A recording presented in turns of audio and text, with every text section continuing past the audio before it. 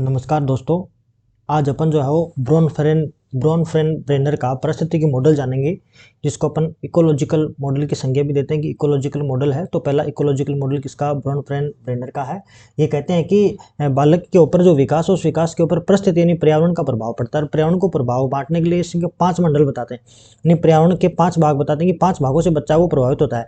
और इसका शॉर्ट में याद करेंगे एम से याद करेंगे। एम का मतलब पहला माइक्रो है, दूसरा मिजो, तीसरा एक्सोइका, फिर एम का मैक्रो और फिर क्रोना। देखो माइक्रो का तो कहा गया कि लघु मंडल है, फिर मेजो का मध्य मंडल है, एक्सो का बाह्य मंडल है, मैक्रो का वृत्त मंडल है और क्रोनो का घटक मंडल है। देखो कहा कि बालक को सबसे पहले निकटतम परिवार साथी समूह है और साथी है, समूह है और बच्चे की जो संगति है वो बच्चे पर असर डालती है, वो पर्यावरण वाला असर डालती है। तो इसके अंदर माइक्रो वाला है।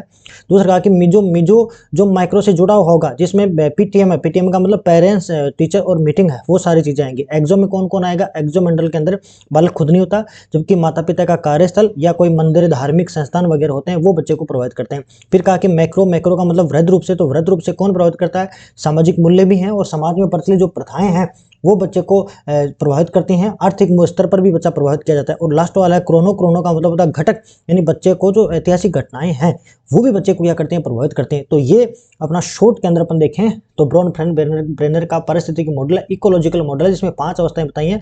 आपको M M E M C और इसमें कौन कौन से होता है वो आपको याद रखनी है। एक क्वेश्चन आपका सही होने के चांसेस फुल होते हैं। जय हिंद।